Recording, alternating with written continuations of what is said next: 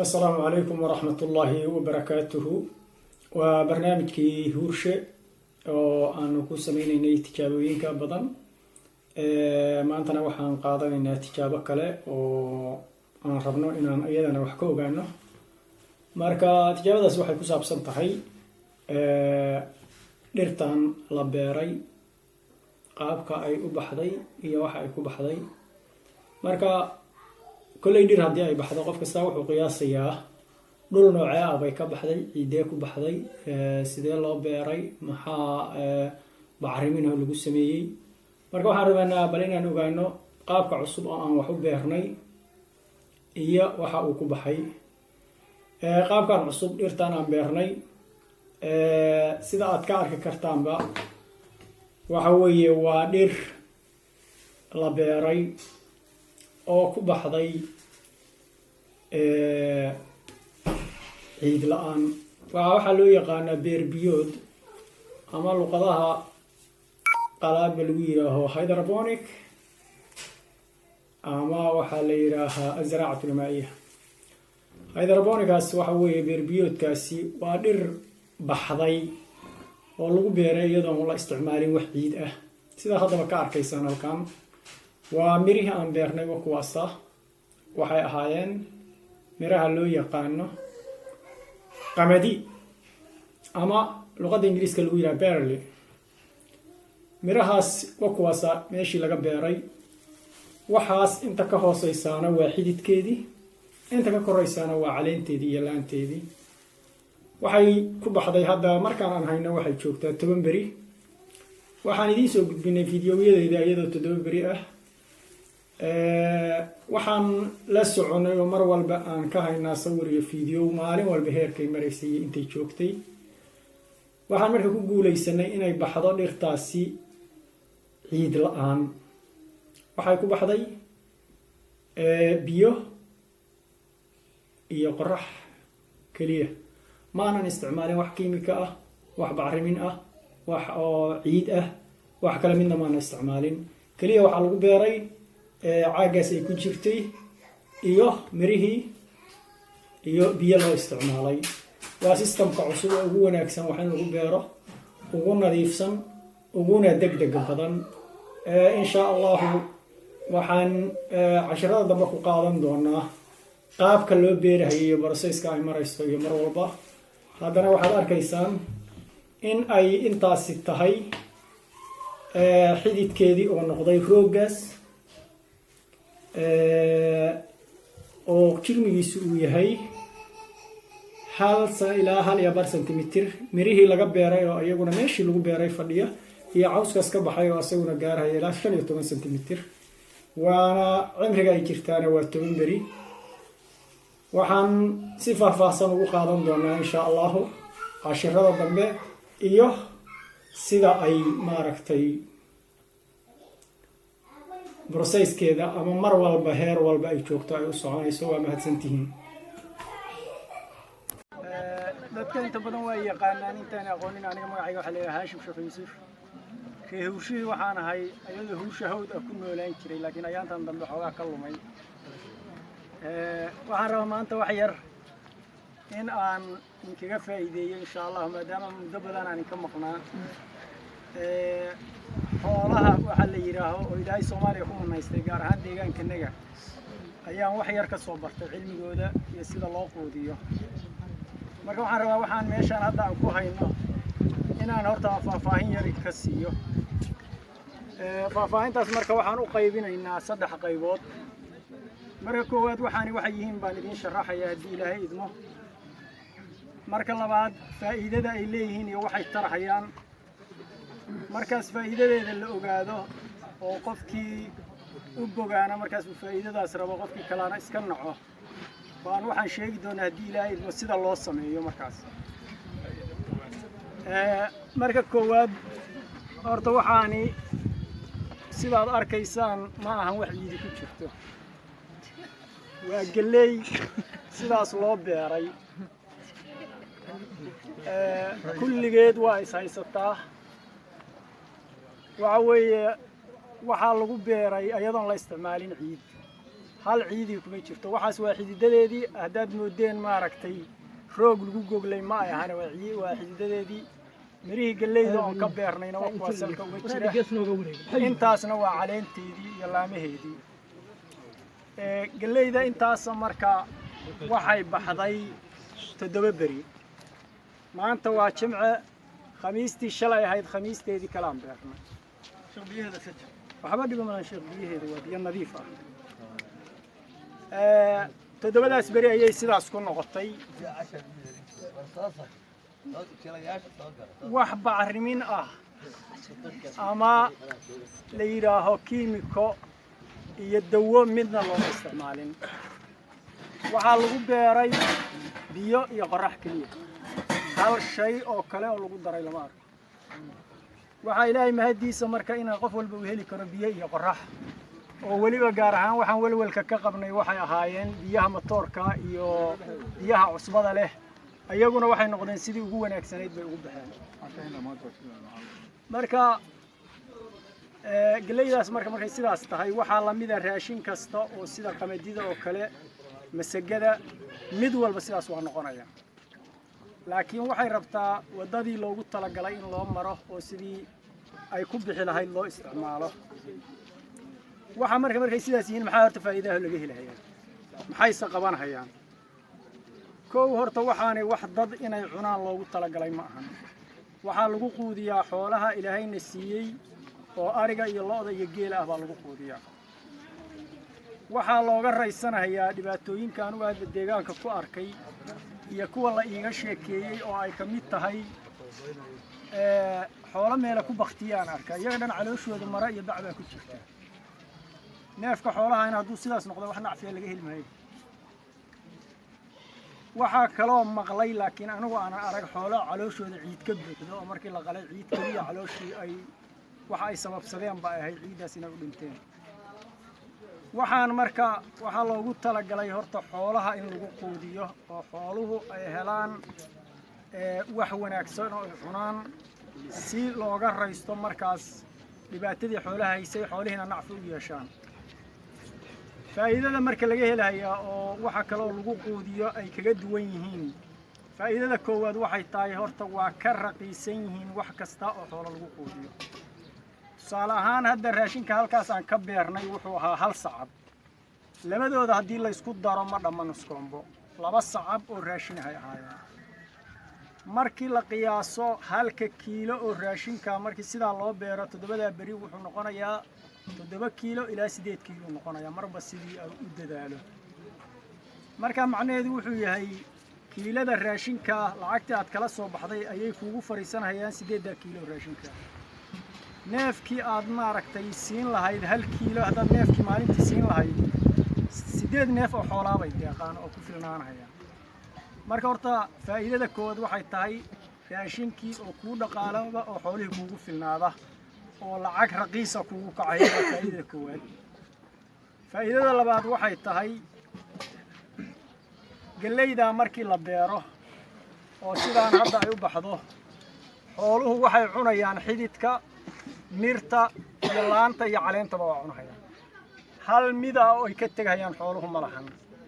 markaas waxay kaga nacfi badan tahay oo xoolaha uga nacfi badan tahay markii galleydu sideedaa la siiyo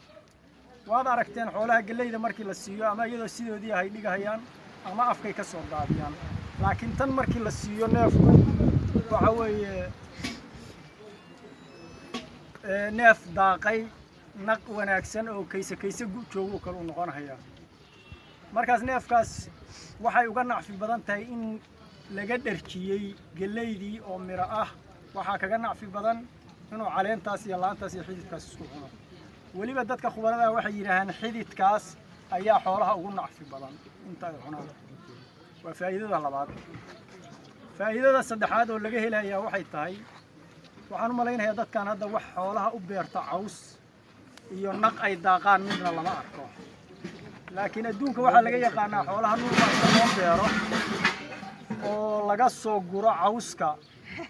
baa markaas cawskii dib loo siiyaa xoolaha waxay ka sahlan tahay cawska iyo dhirta lagu beero dhulka waa ay ka sahlan tahay sababtu waxay tahay waraab badan qofba mar baan u dhiibaynaa kulligiin si uu u ogaado waxa rasmiga ay tahay waraab badan kaama rabto oo dhul ma ahano biyaha cabahaya guridna kaama rabto hadhowd inaad soo gurtid ma rabto faa'iidada saddexaad marka waxa weeye sahlanaan ay ka shaqo ku dhib yar tahay wax kasta oo xoolaha la siiyo waxaa lagu qiyaasaa qofkii maalin walba inuu beero rabo maalin walbana xoolaha siiyo inay maalintii ka qaadanaysa 1 saac oo shaqo ah yacni beerideeda tii hore gurideeda waxeedoo dhan 24 saac 1 saac kaliya inuu ka shaqeeyaa rabo uusan wax kale ku darin faa'iidadeeda saddexaad marka taasay noqonaysaa waa wax aad u dhib yar oo la samayn karo faa'iidada afraad waxay tahay wadamadanadaan biyuhu waa iska yar yihiin wax la beero oo biyo ka dhaqaalayn og lama arko xataa baadiyaha waa lagu beeri karaa 7 beri oo hadda meeshaan way yar tahay baalkan iska tijaabay ahayd markii weel weyn lagu beero oo ilaa raggaas meeshii taagan yihiin tagahaya 7 berina uu joogo aaga farsurka biyo ka yar baa ku baxaya oo uma baahna biyo inta laga dharjiyo sida dhulkii oo kale waraab laga dharjiyo uma baahna waxay u baahan tahay qoyaan kaliya biyo abay u baahan tahay faa'iidada afraad marka waxa weeye in aysan biyo badan ka cunayn oo xataa reeraha baadiyaha haamaha dhaansada ay beeran karaan marka faa'iidooyin kalena way jiraan oo ayaguna ay leedahay laakiin intaas ayaan ku soo koobaynaa faa'iidadeeda waxaan u gudbaynaa marka sidee waxaan loo sameeyaa marka sidee u baxayaan هاشان مدلوك على دقيقة ساعات بقول فهاشاني وابا بيران تاي وطاسا wax kale u baahan tahay lama inta mudlوك على دقيقة ساعات maxaa caagaas sidaas maanta ay tahay baa xoolaha lagu sidaas ay tahay ma aragtaa maantadaas da'daas ay jirto oo 7 beriyaha xoolaha la siinaya sidaana ku cunayaan xooluhu waliba markay daweyn tahay waa loo kala jaraa midi in lagu kala jaro ma ahan saalka ku kala go'aysaa ma xoog loo kala jiido marka معلك يسكو أدينين سيدا الله بيرو مركا دانو بدونه كو هورتا وحاني سيدا هوري بوصو شيغناي waxay ka kooban yihiin raashin lagu beeray meeshaas oo ciidna loo isticmaalin wax kale oo bacrimin ah ama kiimika ama dawaana looma isticmaalin kaliya waxa la isticmaalay biyo iyo qorraxda ilaahayna siiyay oo iftiinkeedaas loo isticmaalay oo isticmaal kale hadda qorraxdii la soo jiitay ma ahana inay qorrax hesho bay rabtaa oo meel mugdi la dhigin marka koo waxa loo baahan yahay inuu helo qofka beerahayahay miro nadiif ah oo aan duqoobin aan bololna ahayn mirahaasi qamadiga ayaa ugu fiican wax la beero waliba qamadiga madow oo sarreenka ahayna qamadiga ah baa ugu orod dheer oo 5 beri markuu joogo intaan oo kala gaaraya waxaa ku xiga galeydan masagadu way xoogaa ka daah badan tahay miro kale oo nan aqoon anagu alfa iyo waxyaalahaas la yiraahdo sidoo kale way baxayaan marka miraha waa inay yihiin miro nadiif ah oo la daweynin aan cimri badan jirin qiyaas ahaan 1 sano ka badan mirto haday jirto sidii la rabay u bixi mayso waa miro nadiif ah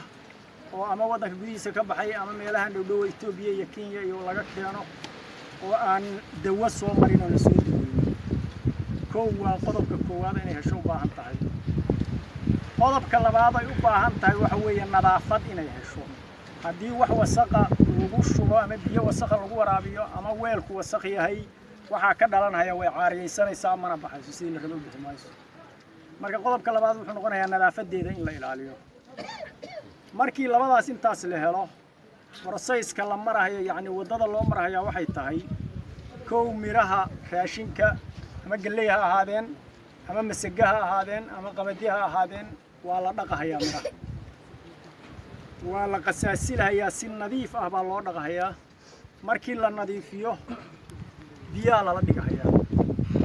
biyahaas waxaa la rabaa inay raashinkaas wax qarin kara yihiin biyo tiradii ka batay ma ahan intii uu yahay raashinkaas biyo qarinahaya ayaa lagu shubahayaa waxay ku jiraysaa biyahaas 24 saac su'aal ahaan subaxdii baa lagu shubayaa subaxda kalena waa laga soo bixinayaa biyaha markii laga soo bixiyo mar labaad baa la dhaqahayaa biyo laftirkoodii baa lagu qasaasilhayaa biyahaas waa laga daadinayaa iyadoo qoyan aan biyana ku jirinin waa waxa la dhigayaa meel mugdi ah oo aan iftiin lahayn waxbaa lagu daboolayaa 24 saac oo kale misna meeshaas ku jiraysa labadaas maalmood markay soo marto waxay noqonaysaa mir kasta oo galley ah ama raashin kala ah way dhalanaysaa way dilaacaysaa xidid baa ka soo baxaya midii jiran ama midii biyaha markii lagu shubado kor soo sabaysa marka hore laga soo cahayaa taas ma ku jirto qorshaha markii mid walba dhalato subaxa saddexaad waxaad samaynaysaa weelkii aad ugu tala gashay oo nadiif ah oo sida hadda kanoo kalena salkaas ka daldaloola sidaasoo kale u daloola waa lagu fidinahayaa haweenaada ha yaraa adigu waa intaad rabtid buu kuu leegi rog maraan ku qabto halkan ka tus waa kaas sidaas weel ah oo daldaloolkaas waxaa kaloo la samayn karaa weelka hal dhinac inta laga dalooliyo inuu wax yar la leexiyo oo biyuhu ka baxaana waa loo samayn karaa ujeeddada laga leeyahay waxay tahay biyaha inaysan fariisanin oo maaragtay aysan biyo salkiisa geedka fariisan baa la rabaa subaxa saddexaad marka meeshaanaad ku fidinaysaa waxaa la samaynayaa laba mir inay isfuushana lama rabo meel bannaanna waa laga ilaalinayaa yacni sagxadda intii qarin karaa la dhigayo sagxaddaa markii intii qarin karta aad dhigtid meel iftiin leh oo haddaysan qorraxdu kululayna qorrax caadi ah haddii qorraxdu aad u kulushahayna meel qorraxdu iftiinkeedu imaanayo laakiin aan qorraxda xoogga leh ku dhacaynin oo meel hoos oo kale camal ah baa la dhigayaa biyana saasaa hadba loogu dhibcinayaa waxaa lagu xisaabtamayaa cimilada iyo kulaylka markaas jira hadday sida hadda oo kale tahay qabow iska tahay maalintii 3 jeer kaliya waxay u baahan tahay in biyo yar saas loogu dhibciyo biyaha markii lagu shubo way ka gudbayaan laakiin waxaad ilaalinaysaa inaysan biyuhu ka qallalin oo aysan oomin baa la ilaalinayaa haddii hawada aad u kulusha tahay diraacdii iyo kaldambeedka waqtiga la yidhaah 5 jeer 4 jeer marba intii ku filan baad biyo yar ku shubaysaa 7 beri markay joogto waxaa la samayn karaa xataa haddii biyo lagu buufiyo la heli karo waa ku filan yihiin oo buufinka caadiga biyaha la buufiyo wax un qoyaana kaliya ay rabtaa ma rabto biyo ka dareera 7 beri markay joogto maalintii aad biyaha ka soo dhex bixisay 7 beri markii laga joogo sidaan oo kale ay noqonaysaa xoolahaad siinaysaa see marka xoolaha loo deeqsiinaya waxaa la samaynayaa xoolaha aad haysatid wixii ku filan baad maalintaas beeraysaa berrina intii oo kale aad beeraysaa 7 beri markaad iska daba beertid maalinta 7aad waxaa kuu soo go'aysa intaan markaad ka gedisid alaabtan oo aad xoolihii siisid isla ayagii baad ku beeraysaa marka subax walba waad beeraysaa subax walbana xoolahaad siinaysaa waqtiga ay kaa qaadanaysaana waa halkaas saac kanaad ka gedinaysaa midii kale oo kuu huursanayd oo soo martay biyihii in lala dhigo baad ku gedinaysaa waad la dhigaysaa mid cusub biyihii baad ku shubaysaa mid kalena waad huurinaysaa saddexdaas shaqaad qabanaysaa maalin marka intaas markii la helo waxay noqonayaan neef kasta oo xoolo ah aad waa yaqaaniin dadkan sanad walba guuga u daa markii barwaaqada xooluhu ay joogaan sidoo yihiin oo kale ay noqonayaan waxa marka intaas weeliyay qofkii su'aal qaba way weydiin karaa wixii uu ka qabo haddii ilaahay idmo jaanis kale isku helnana xoolaha laftirkooda sida loo xanaaneeyo iyo sida loo dhaqaaleeyo oo ay nacfi ku yeeshaan baan ayagana mar dambe qaadan doonaa insha Allah waxaan weydiinaynaa adeero weelka أنا كهري أنا كهري تبدأ بريد للصمين مغلب هاي هكذا هاي أول مرة حوالي يلا الله صمين كان ويل أما جوري تبدأ بريد الوحفة وقاره سبعة كدعي ايش هو أنت؟ هذا كذا أحسن هاي sida loogu talagalay ama ay loo sameeyo caadiyan waxa loo dhisaa meel guri kaligiis isagu iska leeyahay waliba waxa fiican in la dhiso guri ilaa 2 mitir oo kale uu darbiye caadi yahay inta ka koraysaana ay shabaq tahay oo hawada ka qaato shabaqaas waliba waxa fiican sansiyeeriyada midabka cagaar kale in lagu xiro oo waxaan hawada wasaqda ku jirto dhan cagaarkaas celiya laakiin waa wax iska sii gaargaar ah waxa aad loogu baahan yahay khasab ma midaan ku weydiinayaa waxay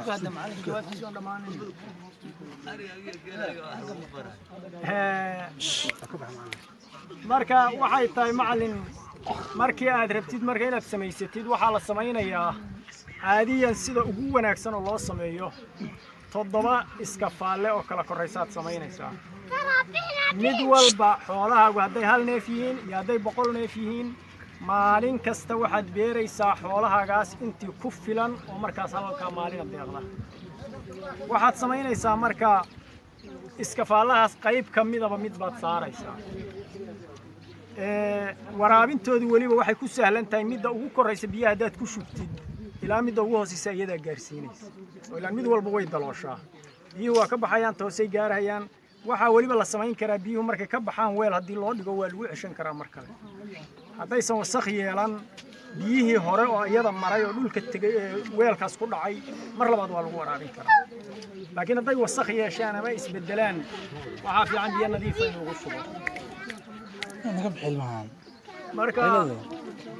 macallin waa sidaas guriga guri u dhisidda hawsinkeedu waa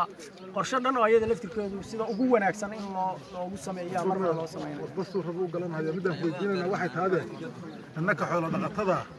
waxay tahay wixii aan ku beerinahay weel kasta ma lagu beeri karaa mise hal weela oo nooc gaar ah lagu beeraa bacaha ma lagu beeri karaa shiraacyada ma lagu beeri karaa biraha ma lagu beeri karaa fuusta la laabay ma lagu beeri karaa wixii lagu beeri lahaa baan ku weydiinayna waa su'aal aad u wanaagsan waxa ugu fiican wax lagu beero caaga birta aluminiumka la yiraahdo aan daxalaysanayn oo sida qalinka oo kale ah wixii caag la mid oo sida shumaca oo kale iyo bacdana waa lagu beeri karaa laakiin birta daxalaysanaysa iyo alwaaxa geedka ah labadaasiba waxay keenayaan jeermis waa ka dhalanaya marka way halaynayaan waxa ugu wanaagsan dadku maadaama aysan qalab haysanin oo warshado meeshan ku oolin shumaca oo kale qayb weyn haddii inta la soo jaro meel siman la dhigo ama geesaha laga laabo waxaa lagu beeri karaa halkii shoo raashin oo dhan baa lagu beeri sheekh su'aal kale arigoo dhan deeqda 7 bari miyay ku eg tahay oo lagu beerayaa mase 20 bariba intii igu filanba waa beeri karaa 20kaas maalinta aan beero 19aad iyo maalinteeda 20aad waa midba mar waa isticmaali karaa mase 7 bari baan ku koobi karaa week يعني 7 bari marka lagu leeyahay 7 bari bay ku qaangaaraysaa oo sidii la rabay ay ku noqonaysaa ilaa 10 bari koriina waa u sii ziyaadaysaa laakiin 10 bari haddii ay dhaafto aad u sii kori mayso oo way joogsanaysaa koriinadeedu sidaa darteed xoolaha xataa isku nooc ma ahan digaaga haddaad siinaysid 5 bari baa lagu siiyaa ariga oo kale 7 bari baa lagu siiyaa lo'da iyo adageel wax isticmaalaan ma arage lo'da oo kale 8 bari 9 bari markay jirtay ugu fiican tahay xoogaa adkaato maalin maanta ka dambaysa ka sii adkaanaysaa yaa kale wax su'aal qaba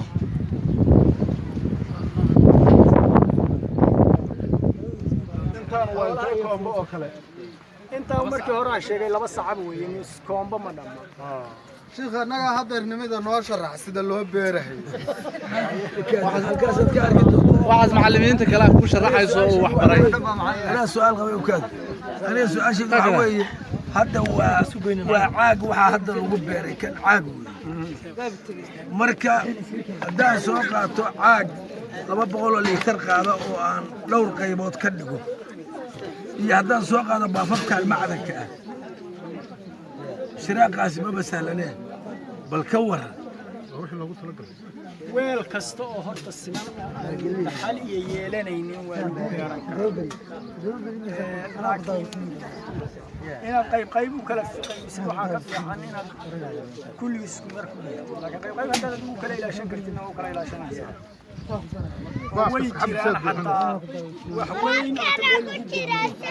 qayb loogu kala beero waa la samayn karaa oo la qaadiba dhulka gurigaas waa beeri kartaa heeriyo gurigaas wax laga dad sida macdana ama caag ma ku beeran horta raggaa yimid waa u sharaxaya laakiin waxaan rabaa bal qof walba horta mar inuu arko iyadoo la kala goynin waxa si uga dhagan inay caag yihiin ina ma kala go'aysa waa kala علي يقبل علي قاعد عبد الله ما مقنين كمان هذا كعريس ما كتكت ماشى وامل لو قلت لك لا يشيغ دنتا وداني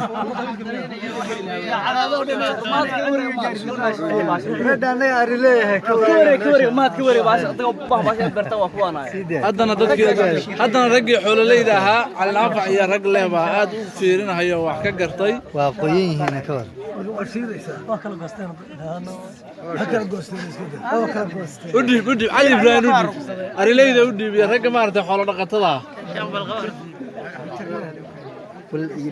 تدبري وكبا يا markii hore waxaan ku tijaabinaynaa aaga 20 Sautek.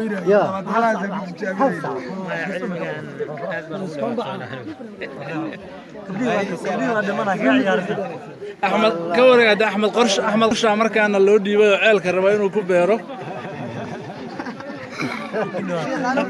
axmed sidee u aragtaa arrintan sidee u aragtaa axmed waraysi ka qaaday شيخ أنا باشا سؤال بانك قوام وحوي أنا ورطوا عن كل هذا ضدك بيرها تتحلق سودو ورطوا وحالي هاي هدي أنا عاقة عن الدلولين دي أنا لقوش فضو مركي لك فيديو سيابو نغنية haddii salkeeda mirahaas biyo fariistaan waa ku halaabahayaan oo ma baxahayaan hadday biyo waayaanna ma baxahayaan labadaas midna ma baxahayaan